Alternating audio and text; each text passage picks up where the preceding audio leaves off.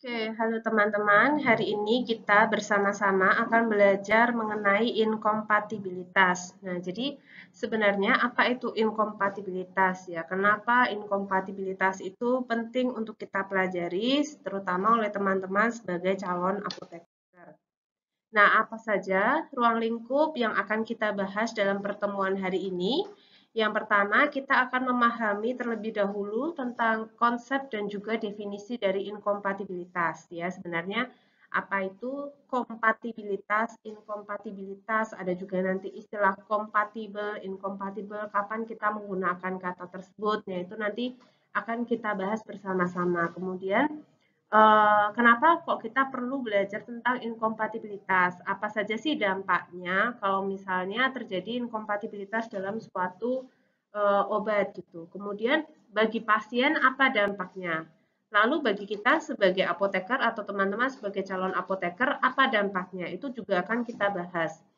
Kemudian inkompatibilitas sendiri terdiri dari beberapa jenis. Nanti kita lihat apa saja jenis-jenisnya, kemudian bagaimana mekanismenya dan juga contoh peristiwa inkompatibilitas yang bisa terjadi, ya, terutama di bidang farmasi. Nah, yang terakhir kita akan melihat atau mengantisipasi bagaimana cara kita mengurangi risiko terjadinya inkompatibilitas. Pertama kita pahami dulu konteksnya ya, bahwa ketika kita punya suatu obat, ya obat itu baik itu obat jadi dari pabrik ataupun obat racikan yang ditulis di dalam resep dokter, itu tidak selalu hanya mengandung satu zat aktif saja. Seringkali dilakukan kombinasi atau pencampuran antara dua atau lebih zat aktif atau ditambahkan dengan bahan tambahan tertentu sehingga dicampur menjadi satu bentuk sediaan yang baru. Nah, dalam hal ini, ya, campuran tersebut bisa saja diproduksi di pabrik atau bisa juga merupakan permintaan tertulis dari dokter di dalam sebuah resep menjadi racikan, gitu ya. Nah, mengapa kok sering dilakukan kombinasi antara dua atau lebih obat ya? Ya, tujuannya lebih untuk mengurangi jumlah obat yang digunakan oleh pasien, mengurangi frekuensi penggunaan obat oleh pasien, mengurangi jumlah obatnya ya. Karena dari sisi kepatuhan pasien pun kalau misalnya kita menggunakan obat dalam jumlah yang sedikit itu akan jauh lebih efektif daripada menggunakan obat dalam jumlah banyak. Jadi dicampur menjadi satu. Nah, ketika dicampur menjadi satu, terus ternyata ada yang nggak cocok, apa yang terjadi? Nah, ini bayangin aja sama kayak kamu nggak suka sama orang lain, ya nggak suka sama si X, si A gitu.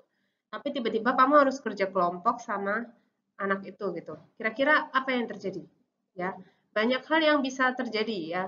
Kalian bisa jadi nggak fokus, nggak konsen kerjanya, terus kalian jadi nggak apa namanya jadi nggak efektif, nggak efisien kerjanya, terus tugas kelompoknya jadi terbengkalai atau bahkan nggak maksimal karena nggak bisa kerja sama dia, ya, atau bahkan bisa mutung ya. Nah itu yang bisa terjadi di kalian ketika kalian satu kelompok sama orang yang kalian nggak suka. Nah, hal yang sama itu juga bisa terjadi di dunia kefarmasian. Ya, contohnya itu tadi, saya mau nyampur obat A dan juga obat B menjadi satu. Tapi dia ada masalah antara obat yang A dan obat B ini sehingga menyebabkan beberapa hal ya. Ya bisa menyebabkan terjadinya inkompatibilitas. Di bidang farmasi, ketidakcocokan yang terjadi antara suatu obat dengan yang lain itu diistilahkan sebagai fenomena inkompatibilitas atau incompatibility.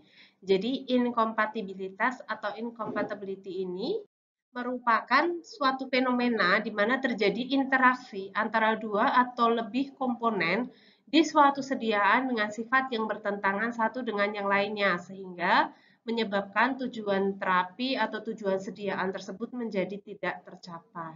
Ya. Nah, ini adalah pendahuluan pengenalan awal mengenai inkompatibilitas. Ya. Selanjutnya nanti kita akan mengenal lebih dekat tentang jenis-jenis inkompatibilitas di video selanjutnya. Terima kasih.